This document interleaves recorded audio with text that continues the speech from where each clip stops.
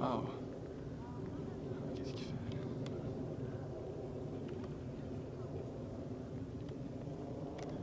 Oh shit! Oh!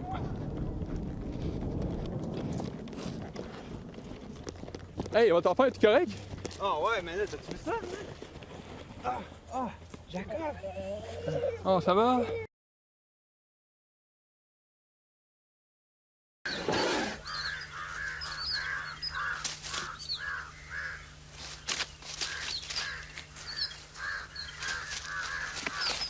Ali, kad se dočepa zmije, više joj nema spasa.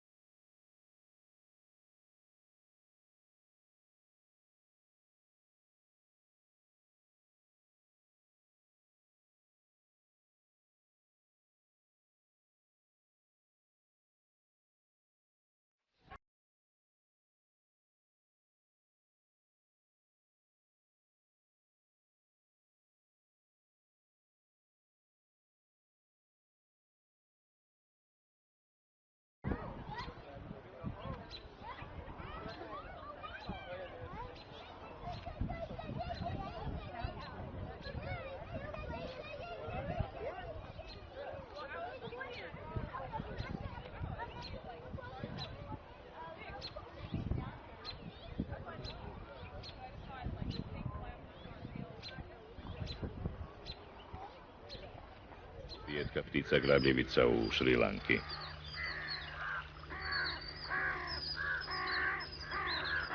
Gdje god se on pojavi, nastane pometnja u ptičjem svijetu, mada on u stvari, kako mu i samo ime kaže, uglavnom lovi zmije, a između ostalih i strašnu kobru.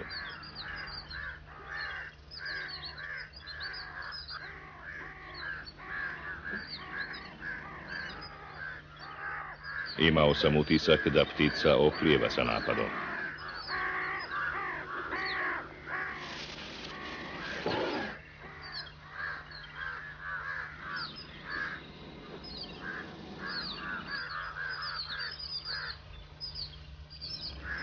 Čak ni za orla zmijara, kobra nije lak plijen.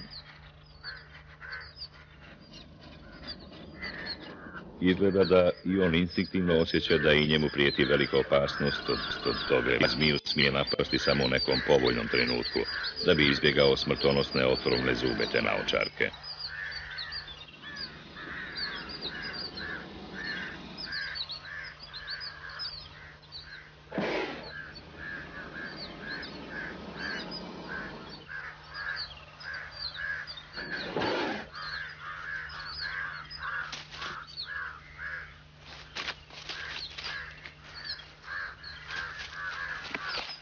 Ali, kad se dočepa zmije, više joj nema spasa.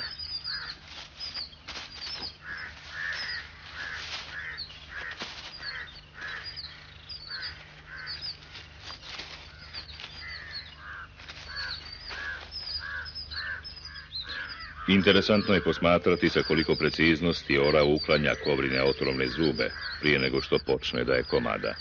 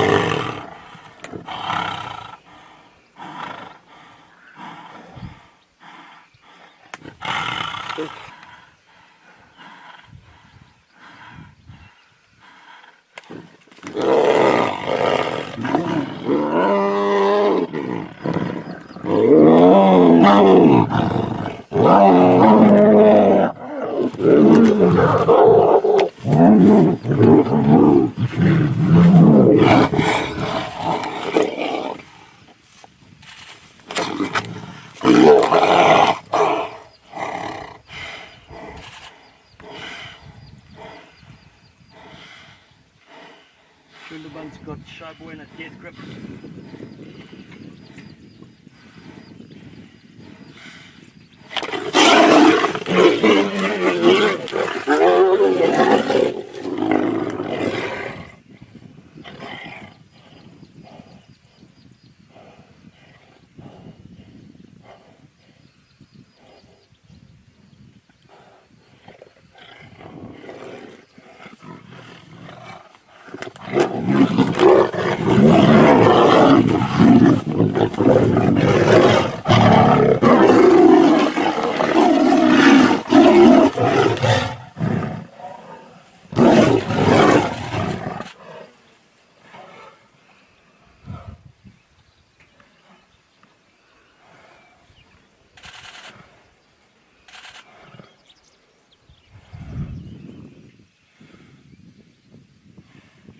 One of these tigers has got to give way.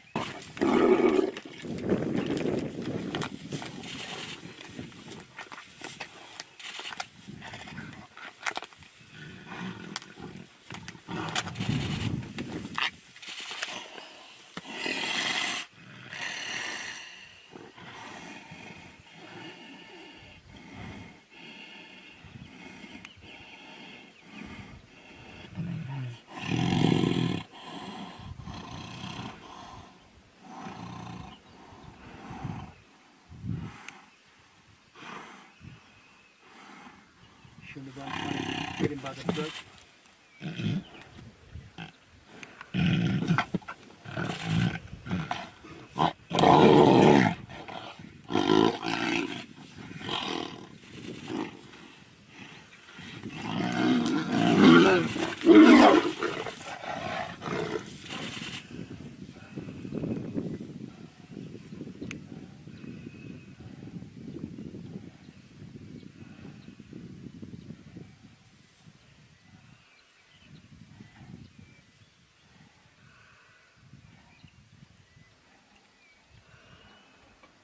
Deer are watching.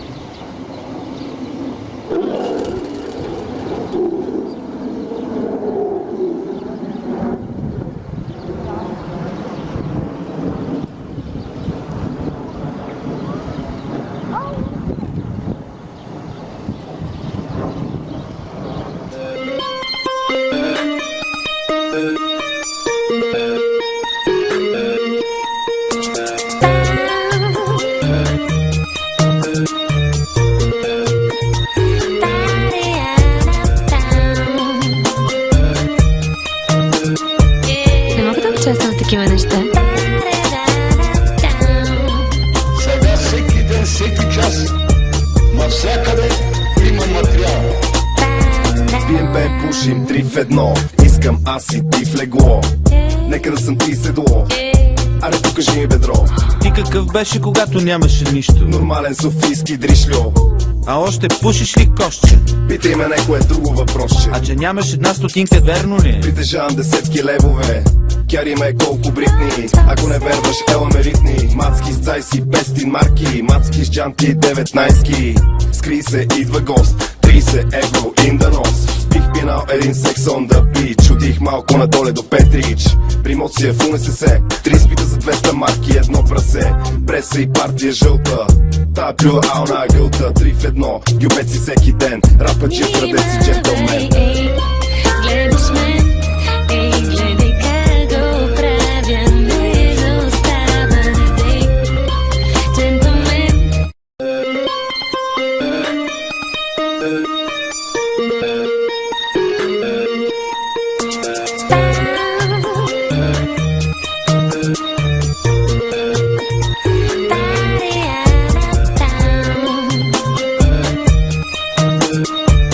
Не мога да участвам в такива неща.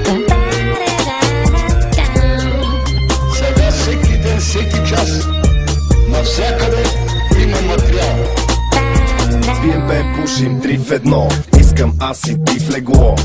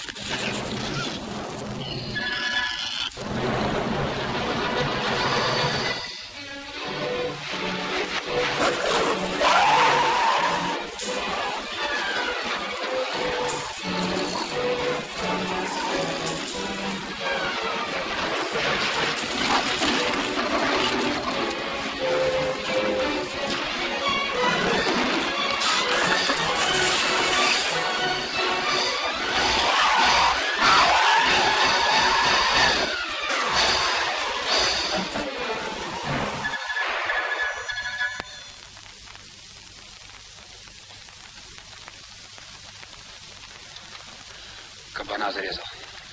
Может, тигр здесь? Кабана зарезал.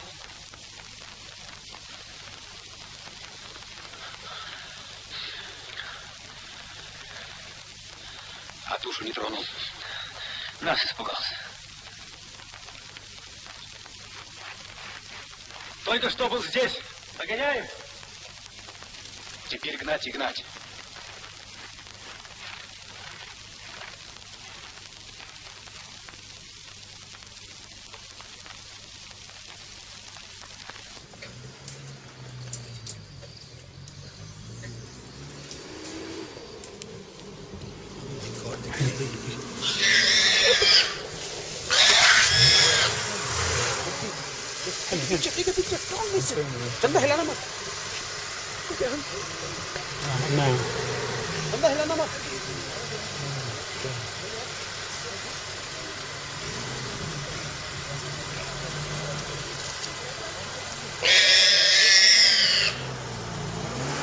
सुअर मार रहा सुअर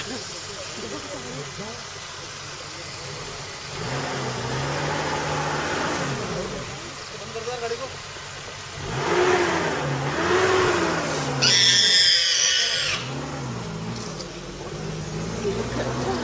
अरे बंद कर दो यार wild boar मारा समझा अरे चंदर है यार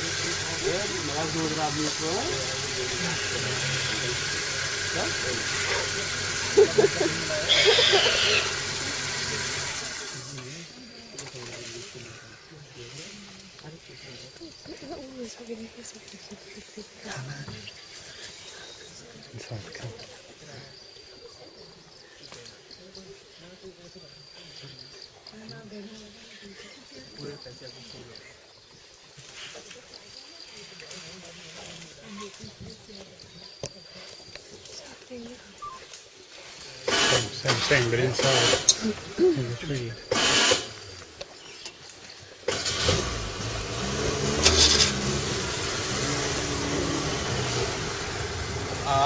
I think it's enough or what?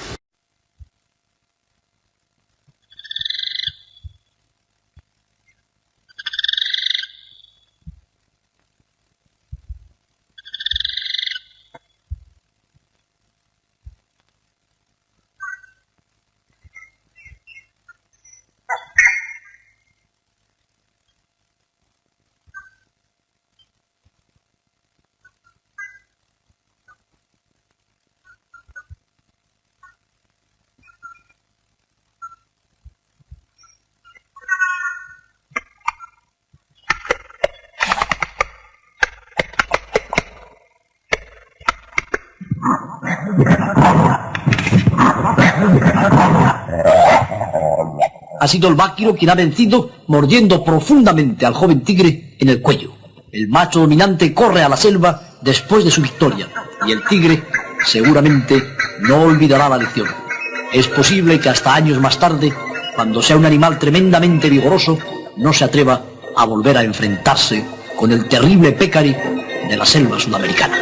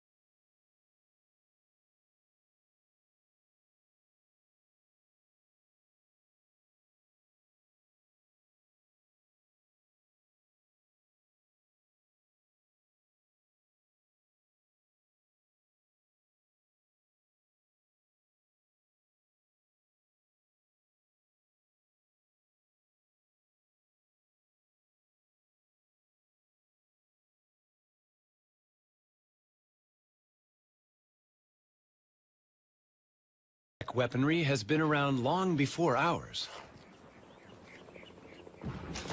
But in any combat situation, defense is as important as attack. This military training ground is home to two other opponents. The rare red cockaded woodpecker lives in this loblolly pine. Its enemy is a corn snake, whose tactics are to climb the tree and steal the woodpecker's chicks. The bird's defense is to peck at the tree, releasing its resin.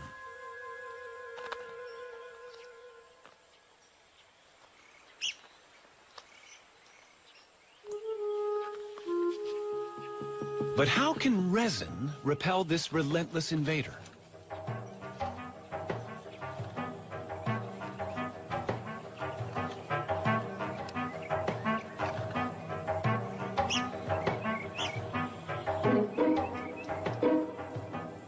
It's getting close. Will the woodpecker's weapon really work?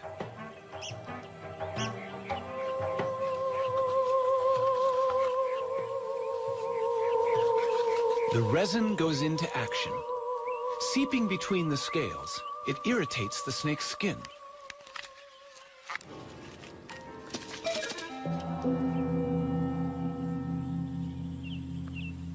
Woodpeckers won, corn snakes nothing.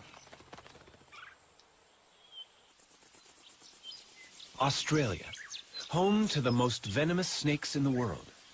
In these cane fields lives one of the most deadly. But why do snakes need venom?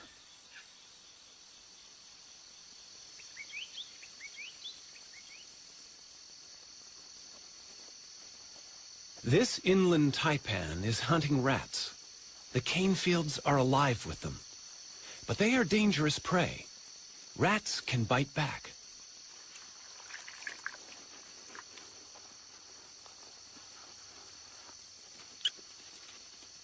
A snake's head contains all its sensory equipment: eyes, taste, smell, brain. And the head is vulnerable.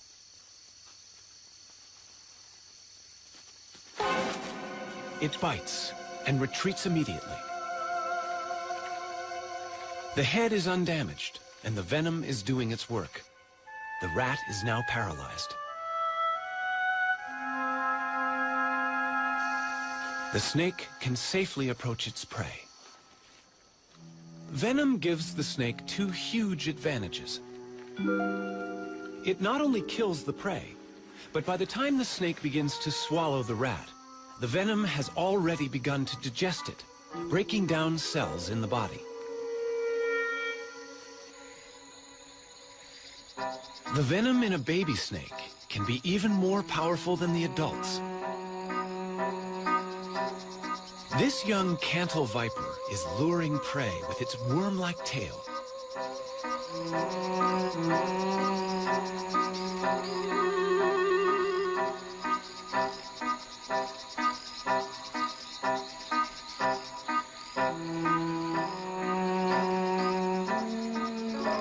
The frog is deceived by the enticing movements.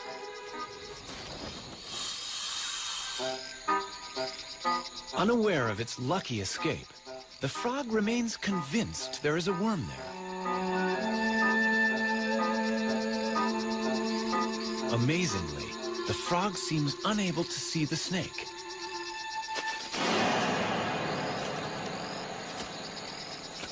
The venom acts quickly, subduing the frog. The young viper catches mainly amphibians, but as it grows older, the chemistry of its venom will change to suit other prey.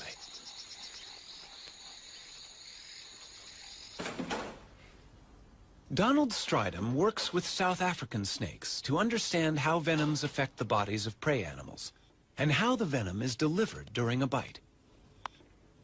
The snake that I've chosen here is a puff adder, and they've got the very long front-hinged fangs with a cytotoxin, a cell-destroying venom. I'm going to very carefully open up the snake's mouth and show you this mechanism. The snake doesn't like its mouth to be open. It's much like you going to the dentist and having your mouth prodded into. Now the fangs lie against the palate of the mouth. So if I just open there, you can hardly see the fangs. But if I now slip my stick just behind the fangs and get them forwards, you can very clearly see how they hinge. Now the fangs are covered by a skin sheath here. I'm going to try and slip this sheath up so that one can see the naked fang. And there we have one fang nicely exposed. These fangs are hollow. They work like little hypodermic needles, so they inject venom through the fang into its victim. And in fact, you can see a tiny droplet of venom on the one fang there. You know, the venom glands of a snake are very similar to the saliva glands in a human, in that if we have a dry mouth, our body very easily reproduces saliva. And the mechanism with a snake is almost exactly the same, in that venom is never easily exhausted. Under normal conditions, the snake is never without its venom. A gaboon viper produces venom in huge amounts. It's a large, fat-bodied snake and needs to have a lot of venom to subdue large prey quickly. The viper is too slow to chase its victim. To inject such large quantities, the gaboon viper has the longest fangs in the world. Each is almost as long as a human thumb. That's quite a bite. Even a smaller bite is no fun. Venom is breaking down the cells inside this man's punctured leg.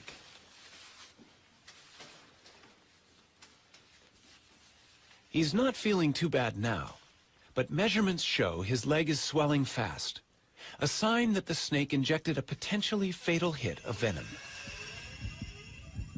Blood vessels are rupturing. Fluid is accumulating as tissues break down.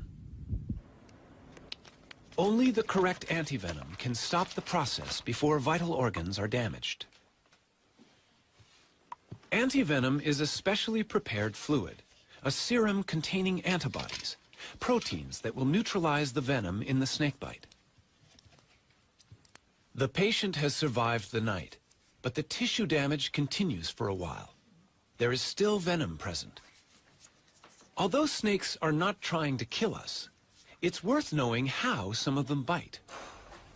The next snake that I have here, it's Africa's most venomous snake. And this is a boomslang. It has drop for drop the strongest venom of any snake in Africa, more so than a black mamba or any of the cobras.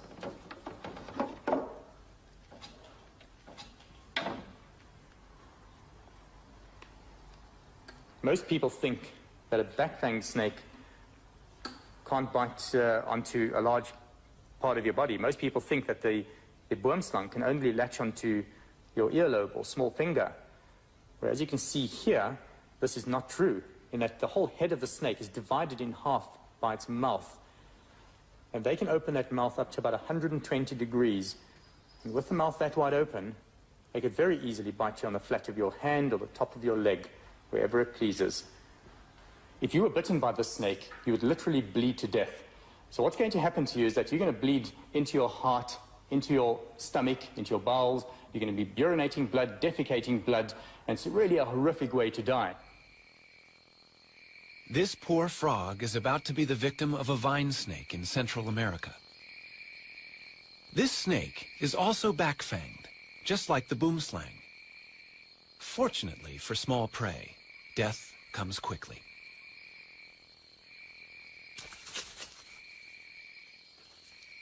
The venom of some snakes with fixed fangs attacks the nerves.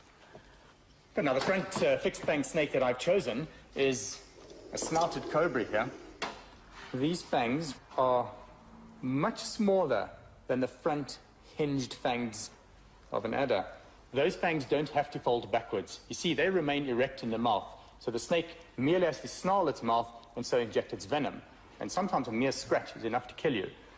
The neurotoxins would interfere with the neural communication system of our body and paralyze the vital organs, so the heart or the diaphragm muscle, and one would die from asphyxiation. You literally cannot breathe and possibly die of heart attack. In most countries where people face a daily risk of encountering snakes, wood piles and exposed trash heaps are surprisingly common, yet all can encourage snake trouble. Wood piles provide shelter for snakes, and trash attracts rats. What better prey is there here in Africa for a black mamba?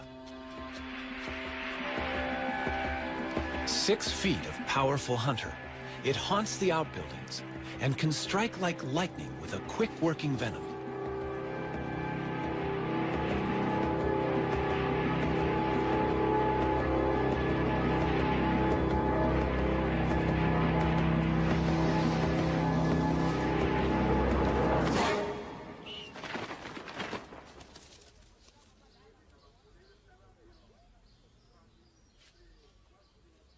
To a black mamba, this bungalow is just another place where food may be in good supply.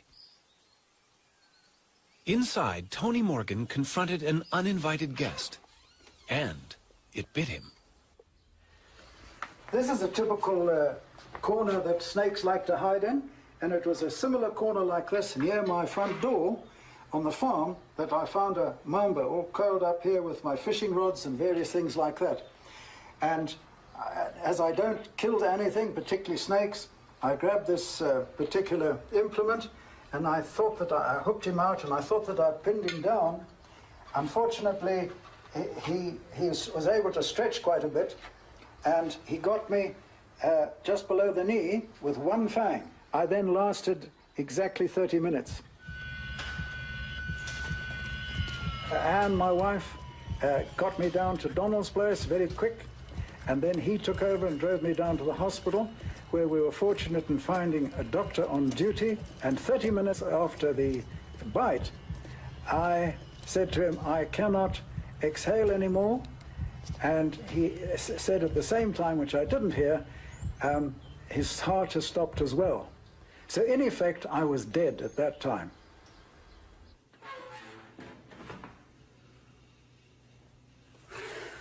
Bill Haast in Florida is the kind of person to whom Tony Morgan owes his life. But collecting venom to make anti-venom has almost cost Bill his own life. I was bitten by a cobra and ended up in a respirator. I'd stopped breathing. I was bitten by a mamba in the leg, a king cobra bite in the knee. Well, my blood pressure went to 0. But the most recent one, which was a canebrake rattlesnake, a couple of months ago, I got bitten on the back of the hand. That was almost pure carelessness. Bill, who's nearly 90, milks venom into a collecting jar while he gently squeezes the venom glands. But how has he survived 168 bites? The answer may be quite natural. The South African Cape cobra, a highly venomous snake, is prey to meerkats. But why are meerkats apparently unaffected by frequent cobra bites? They seem to be immune. Perhaps the frequency of such bites is a clue to Bill's survival. Back in 1948, September the 18th to be exact, I started immunizing myself with venom from the Cape cobra of South Africa. I diluted the venom 10,000 times and took 1/100th of a milliliter. Then I graduated or increased the dose over months and then eventually years, added different species until now, on usually once a week, I take a booster, and it's a mixture of 32 different species. So I know that got me through a lot of these bites, at least over the threshold, if not in most cases, saved my life. Snakes and humans share the world uneasily. This spectacled cobra is common in the paddy fields of India.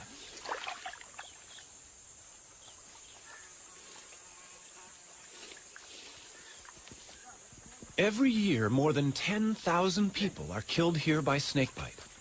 Antivenom is unavailable. For the same reason, snakebite is a major killer across Central and South America, Africa, and Southeast Asia. It's hard to arrive at an exact number, but at the lowest estimate, 50,000 people die each year.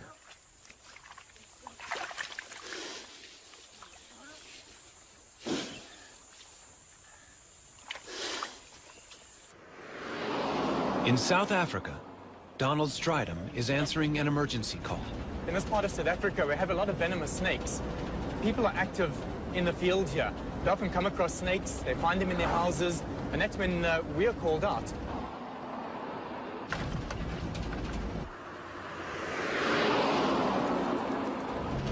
Seems to be the place over here. Lots of people standing around there. A snake in a house is a cause for local excitement, but the occupants have already followed the right emergency procedures. Everyone has left the house, and they've not only closed the door, but sealed it as well with a towel. Donald can be fairly sure that the snake is still inside. what I'm going to do here is have to put a visor on, because in a situation like this, it's very possibly a spitting snake. So I'm just going to get a few things that I need here.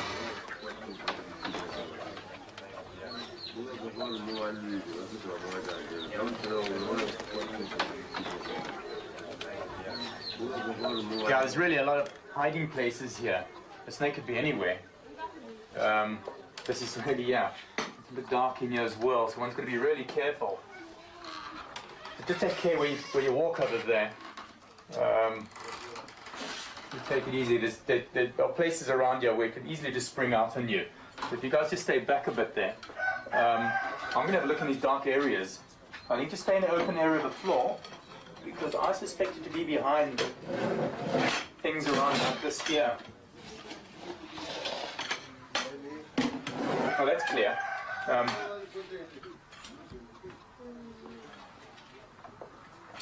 You know, we could so easily find a mamba in a place like this.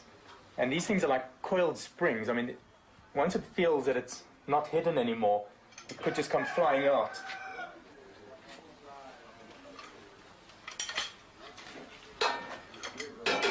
You see, these are perfect. You'd find rodents here as well, and this is what the snake was probably looking for, or to just trying to hide from the disturbances outside, possibly.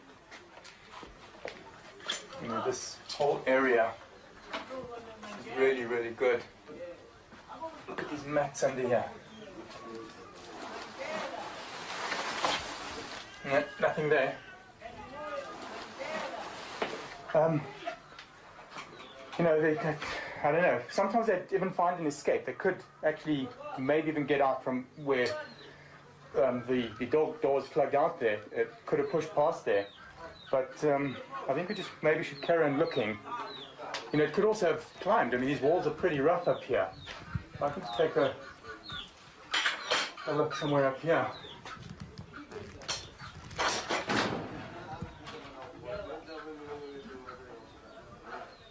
Nothing there.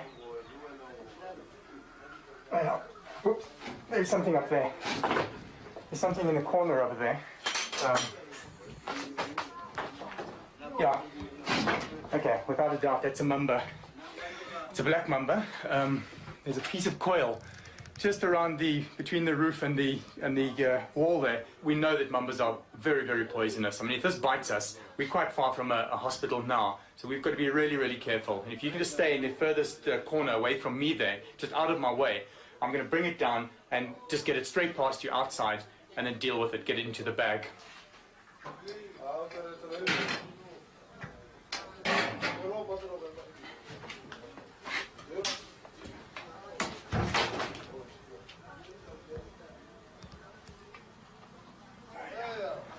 Okay, it's trying to edge away from me there.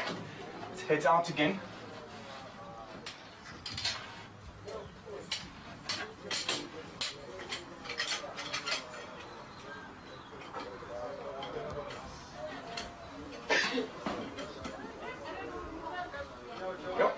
Opening up its black mouth at me, it's warning me. You know, it's interesting that the snake doesn't just come out attacking, but at this stage, having it like this, it obviously feels threatened. At this stage, it'll bite whatever comes near to its mouth.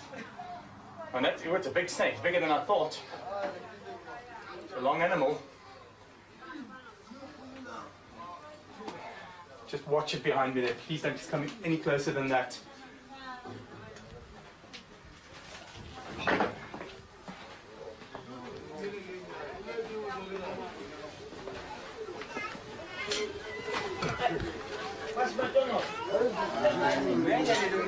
You know, the snake's obviously hyped up now, and whatever touches it through the bag, it's going to bite.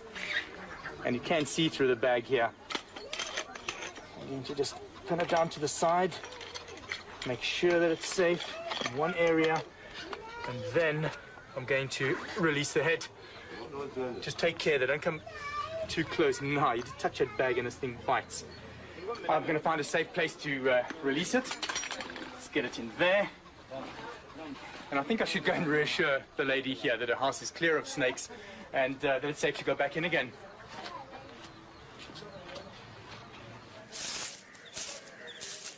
Housewives in India are troubled by snakes as well. The men of Vrindavan have also made a profession out of removing them.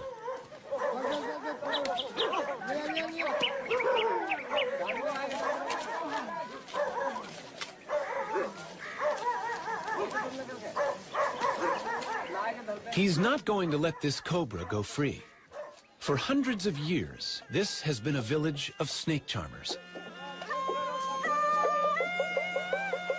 The snake is captivated by the swaying pipe, following every rocking movement. And that's the snake charmer's secret. The music plays no part. It's probably too high a frequency for the snake to appreciate. It has no eardrums. Sound vibrations are perceived only by way of the skin, muscle, and bone.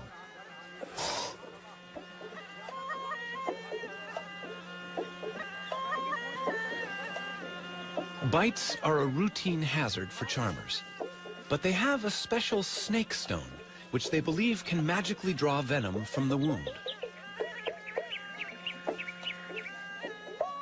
Survival is most likely to depend on the snake only biting in defense, using little or no venom. Also, the victim himself may have received many mild bites in his lifetime and developed some immunity.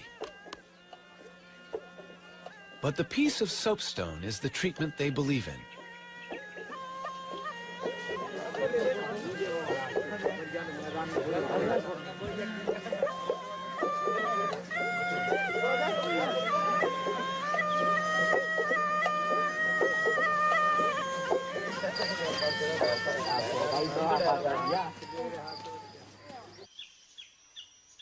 This baby cobra in Africa is one snake that no snake charmer would ever use.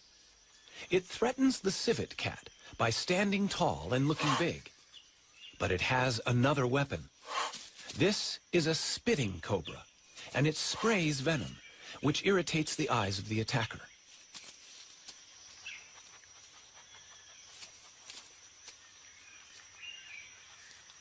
It's not lethal, but it works.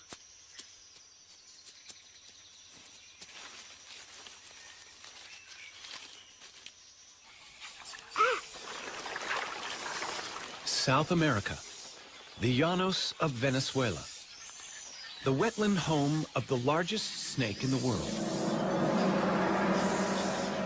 the anaconda. This giant has no venom at all. To capture prey, it relies on muscle power, coiling around its victim and squeezing the breath out of it. And a large snake needs large prey. The biggest rodent in the world fits the role. A capybara, the size of a pig, is fairly easy to ambush as it bathes in the warm waters.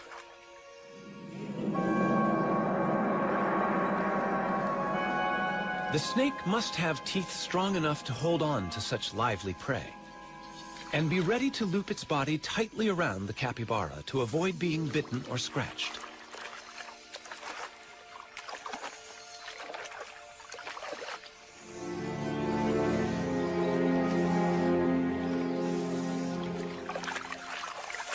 The anaconda, the most powerful of constrictors, moves in.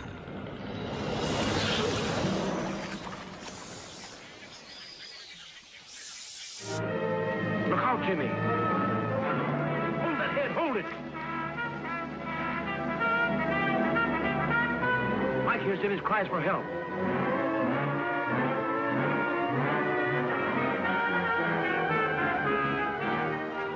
Jim is black in the face, almost done for. To be safe, the actor needed to know exactly how a large constrictor kills, just as Donald Stridham does. I caught this snake on somebody's farm. It had eaten something really large, and the farmer was worried it's going to eat his dogs or even maybe his children, which isn't totally unrealistical. Have a look at that. Yeah, it's getting me around the arm here. I can really feel it. You get this area here. I mean, you can see how it's stopping the blood supply there. And this is my arm, so I mean, I can handle, I can wrap it off me here. But can you imagine that around somebody's neck? I mean, that's pretty tight over here. This movie that we watched, we've just seen it with this Jimmy where it had wrapped around him. It wasn't totally wrapped around his neck, not like the way this has got me around the arm here. With Jimmy, I could literally see that he turned around to get this python around his body, and it wasn't a natural constricting pose, whereas this snake has got me. I mean, look at that, my arm's going quite red there. You're going to have to try and make a plan here. It really got me. One thing I got right in the movie was that the python, like many other non-venomous snakes, are ambush animals. They will lie in ambush for their prey. It'll lie there, wait for the animal to come past, strike at it, bite it, and hook it with those 100 needle-sharp teeth. It then throws coils around this animal while it pulls the animal into the coils. It then asphyxiates the animal. Every time it breathes out, it tightens more and more, and the animal dies of suffocation. If one looks into the mouth of this python, you can see a little circular tube, and that is the extension of its epiglottis. And it's very useful for a snake to have this, because what happens is when it swallows, that'll extend right out of the mouth, and so it can still breathe while it's got a full mouth of antelope. I think the snake deserves to be released now, so not to stress it too much, I'm going to release it here in the bush. And this looks ideal here. And as soon as I let the head go, that's it, I can feel the coils have immediately relaxed on me there. And the snake just wants to get away, straight into the bush there. Wow, look at that arm. This arm's gone really quite red there. What a relief to have that off. This is great. I love letting snakes go back into the bush. It's such a nice feeling. You can do something for them as well. It's a nice feeling for me, and hopefully for the snake.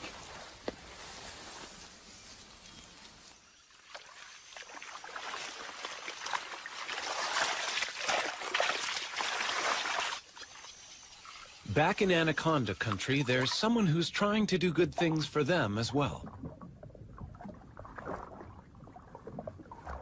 Anacondas have killed and eaten people, but that fact does not deter Maria Munoz.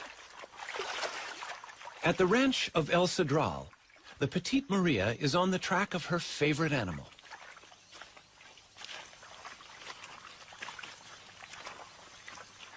She works with her assistant, Ramon. A snake longer than 10 feet always requires 2 people for safe handling. How many males do we have? It's the breeding season for anacondas, and Maria recognizes this group as small males. She hopes they will lead her to the much larger females somewhere nearby. The males are placed in bags to keep them out of the way. The female they find is 13 feet long. Maria uses a trick to calm it down. No. She dips its head in the mud so it can't see. She's very quiet. Y le vas a poner en la cabeza. Beautiful. For several years, Maria has been studying how anaconda populations here live and vary. The tail. I would like to know is new one or to have a mark. Let me see the clock. Good. It's a new female for us. That means there are more than 900 anacondas, green anaconda in this ranch. Before Maria began her work, no one knew how many anacondas could live here. Now, by taking blood samples for DNA, she is also getting some idea about how they are related. But of course, she still needs to know how long these giants are. Her personal best is nearly 20 feet, about 10 feet short of the world anaconda record.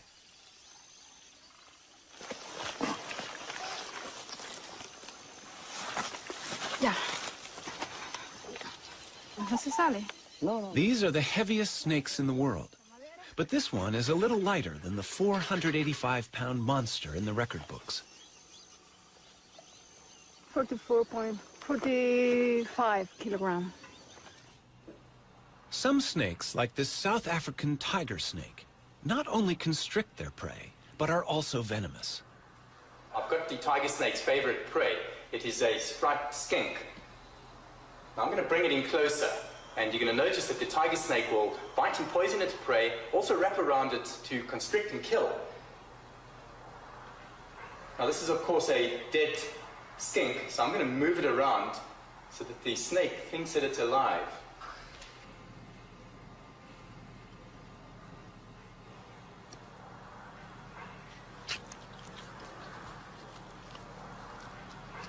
The tiger snake's venom is weak, so it needs to grip the lizard firmly, not only to prevent escape, but to limit the risk of damage to itself during a struggle.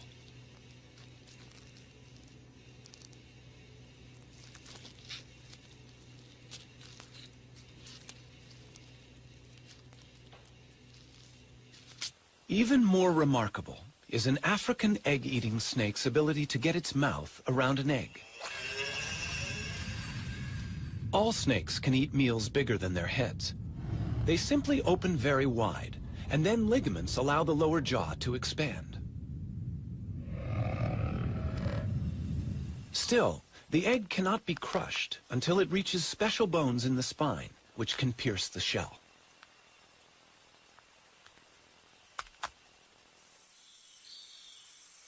For convenience, a snake does better to eat another snake. A king cobra is called king because it's a snake eater. The mangrove snake it's attacking is only mildly venomous. No match for the king.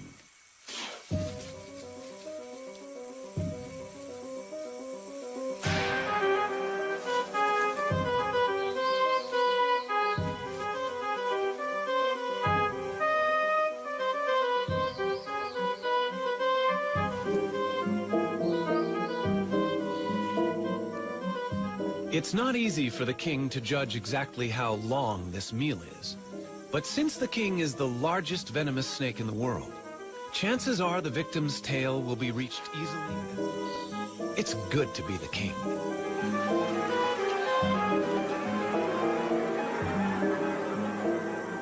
So how would a snake avoid this fate?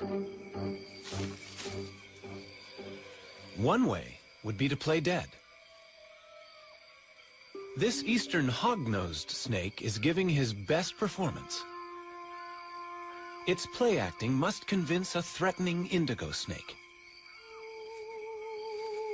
There is an interesting moment of standoff, but the actor has another defensive card to play.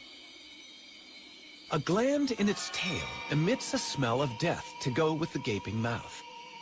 It's the performance of a lifetime, and the enemy is fooled.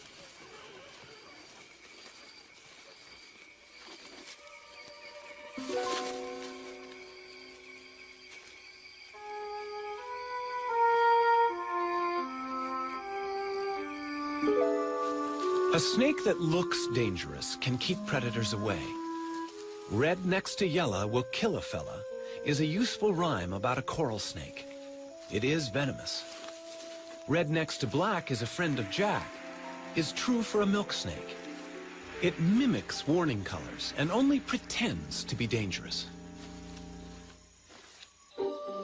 A pretend head keeps the real head of a Calabar ground python safe. The real head has a tongue that gives it away. But the deception can be good enough to cause a predator to attack the tail by mistake. And a tail is not a vital organ.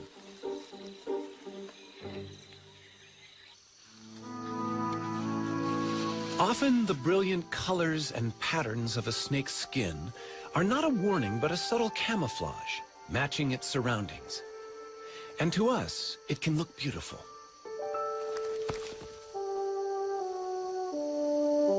Scales come in endless varieties of shape and structure.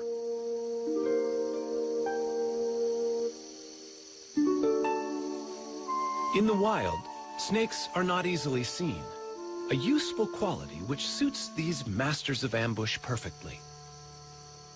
But the beauty and subtlety of snakeskin has also been their undoing for thousands of years.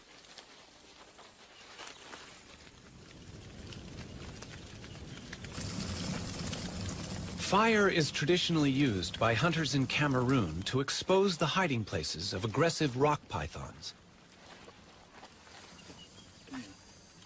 Entering an aardvark burrow to retrieve so vicious a snake is a risk few men will undertake. Once, this nightmare task was a test of virility, a rite of passage. Crawling inch by inch on toes and fingers, the hunter moves toward the angry python. His companions keep track of his progress. They may have to rescue him. The heat is stifling.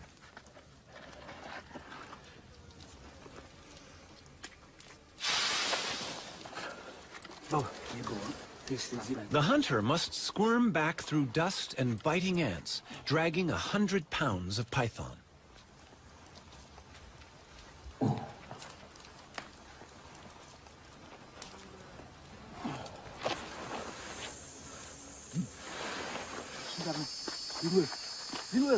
His companions take over.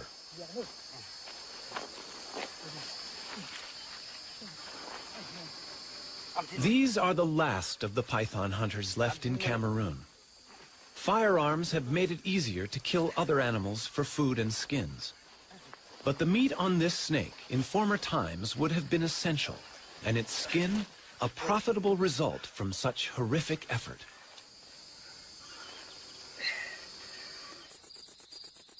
As any snake grows, it must shed its outer skin like an overtight suit. The new scales revealed are at their best. The cast-off skin is discarded, and with it also go most of the parasites that have attached themselves to the snake.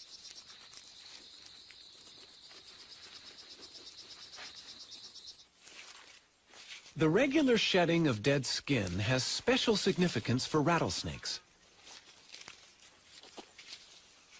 Each time a rattlesnake slips out of its old skin, its rattle gains another section at the base. The rattle is a series of loose-fitting interlocking scales that, when shaken, produce a sound that warns large animals not to step on the snake.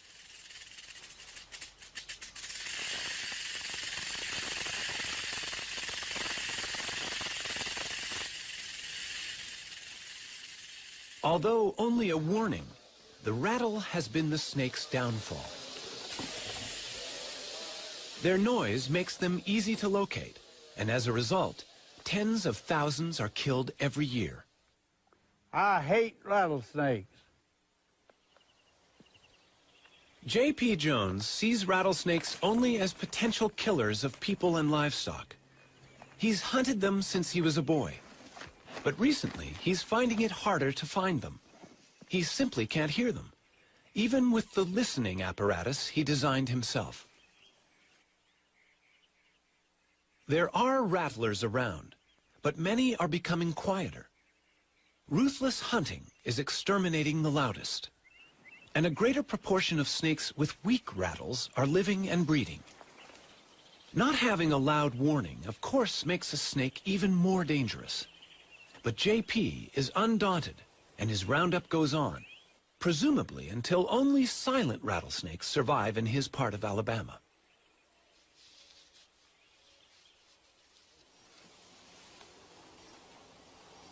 Yeah, I've been doing this for a long time. 78 years old, but I still enjoy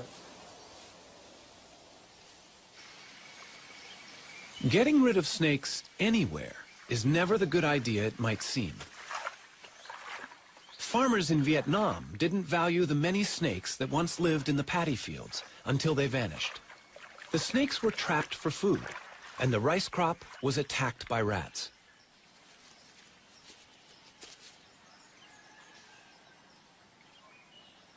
A third of the country's crops was devastated by the rodents.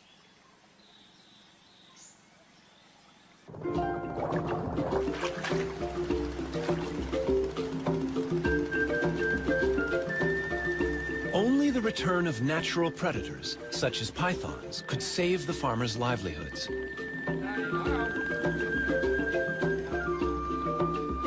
The government's official snake repatriator is Dr. Nguyen.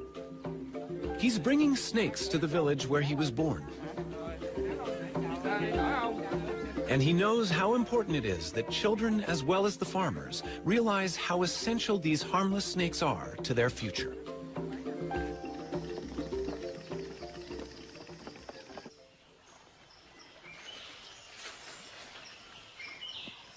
Each python released can potentially eat about 100 rats a year. Dr. Nguyen will release 20, among them females, that could each have 20 to 80 baby pythons a year.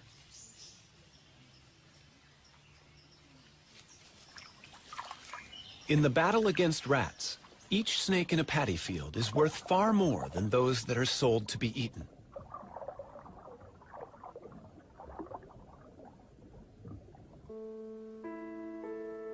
The snakes in our world can be partners in our survival. We're learning more about them all the time.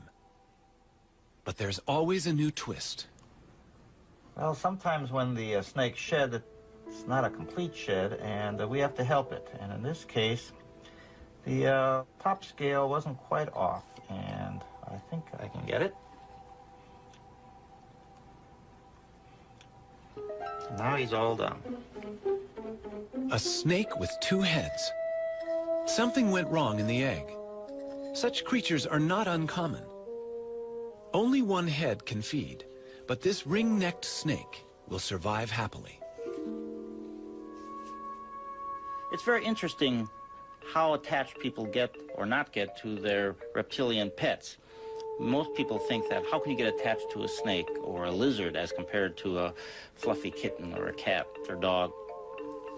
But in a way, you really do get attached to these animals, partly because you soon realize how individual they are and how the personalities differ. By and large, you do get very attached to your animals. I'm constantly surprised by snakes. They're fascinating animals. Just everything about them is so different to us. They smell using their tongues, they move without any legs, they're cold-blooded, they have no ears, and they're just so interesting. They're so different, and so much to learn about them. Most of us might prefer to leave snakes to the experts. But love them or hate them, they're an important part of our natural world. As we shed our fears and learn more about them, we might find they're not such bad neighbors after all.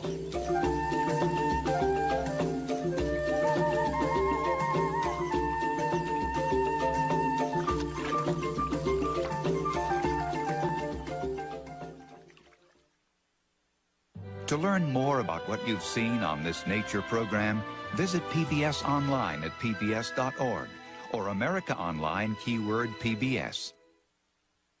Next time on Nature, turtles, on land or underwater. They're ancient wanderers headed into an uncertain future. One of a 4-part series, The Reptiles. The Reptiles Complete Home Video Set is available for $39.95 plus shipping. To order, call 1-800-336-1917 or write to the address on your screen. I was bitten by a cobra and ended up in a respirator. I had stopped breathing. I was bitten by a mamba in the leg, a king cobra bite in the knee. Well, my blood pressure went to 0. I can really feel it. You get this area here. I mean, you can see how it's stopping the blood supply there. And this is my arm, so I mean, I can handle it. I can wrap it off me here. In a way, you really do get attached to these animals, partly because you soon realize how individual they are and how the personalities differ.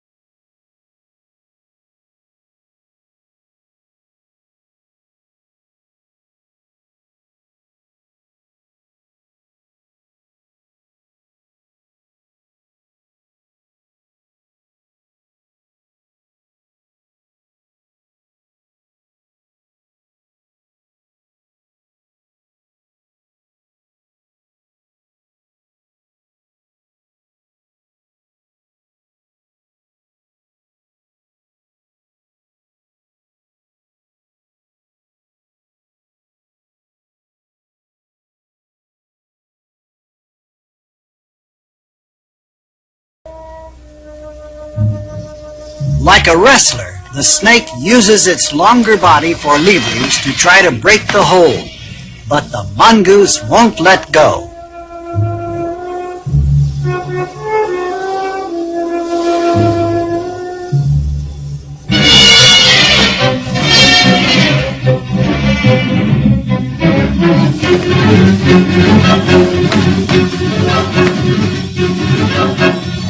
Suddenly, there's a strange sound. The noise caused the mongoose to let go, and both badly wounded contestants crawl away.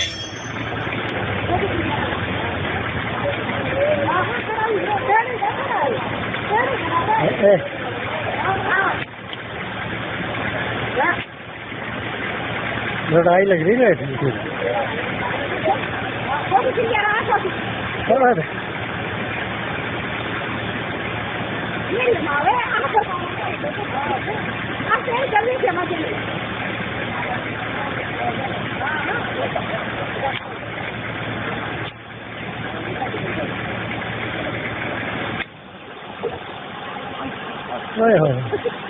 ये नवड़े तो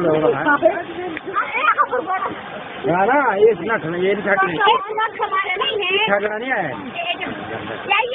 नहीं आमदनी आमदनी बड़ा है side है ना अब देखते हैं ओए ओए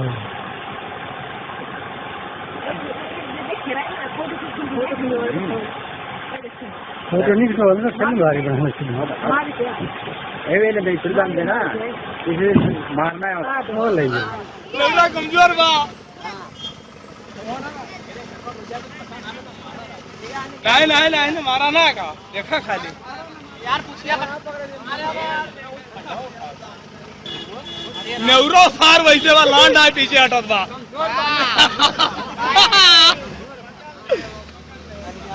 लांड न जाते पूछियो बटवर ले गाड़ी जाम हो अच्छा नहीं हो साथ से राज से ना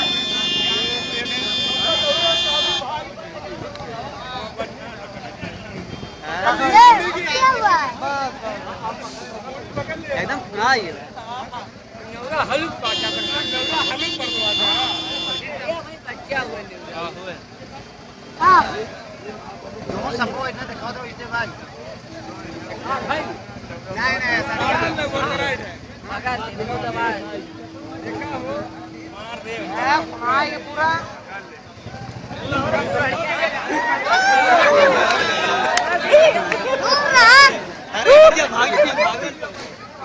एकदम खुला मार रहे हैं अच्छा माने साहब काटे मत बढ़िया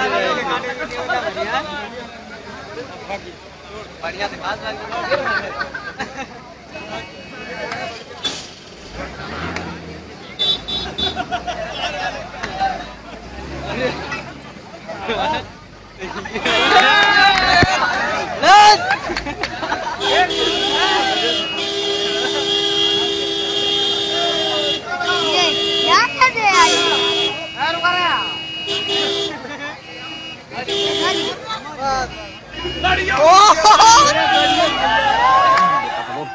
La culebra de escalera está prospectando roedores.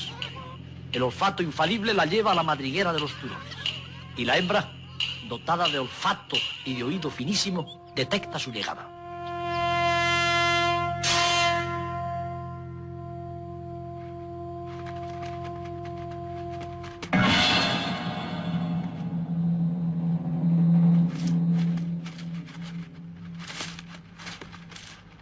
La estrategia del mustélido consiste en introducir a la culebra en su campo, en el interior de la madriguera. El ofidio preferirá luchar en campo abierto, en el exterior, allí donde sus anillos puedan enroscarse en torno al cuerpo de su enemiga.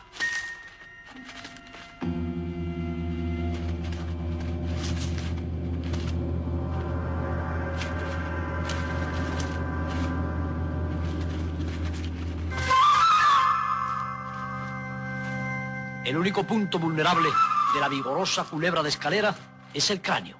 La única posibilidad que tiene la pequeña turona al vencerla consiste en aplastar, en destruir los centros nerviosos antes de que los terribles anillos se enrollen en su cuerpo.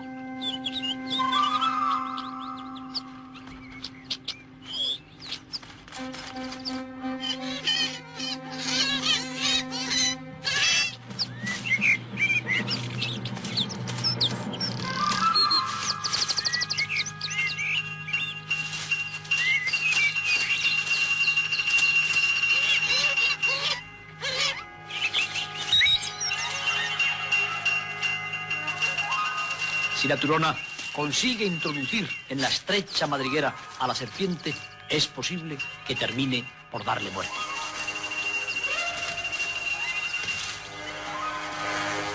Si ésta estrangula al mustélido a la puerta de su madriguera, habrá terminado también la vida de los 7 cachorros.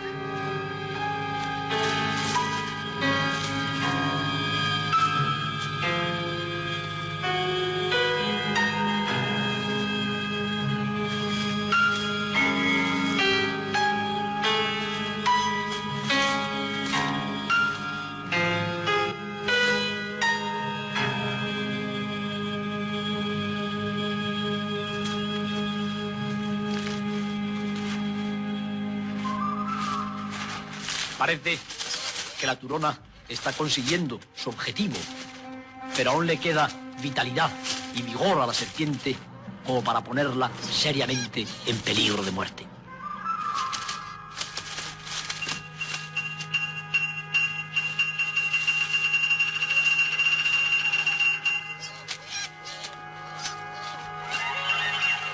Afortunadamente, el cuerpo del mustélido está perfectamente proporcionado para eludir el abrazo mortal. Moribunda ya, transformada en presa, la presunta cazadora es transportada por la madre a la cámara donde la esperaban los cachorros.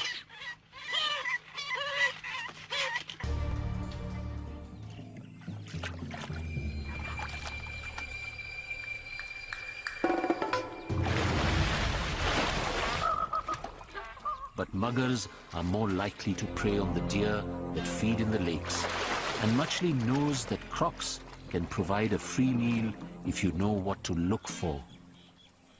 Wading deer can get caught by muggers, and if Muchly and the cubs move in quickly, they could steal a meal from the jaws of a croc.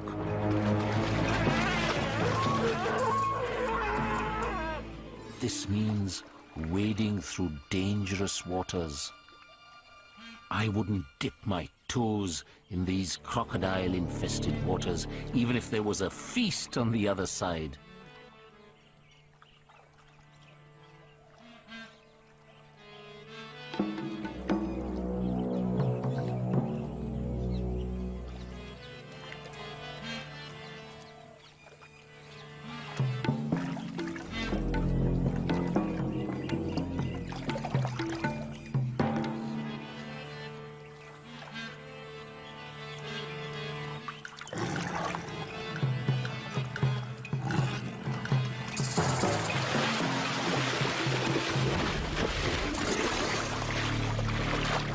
This time, the tigers are too late.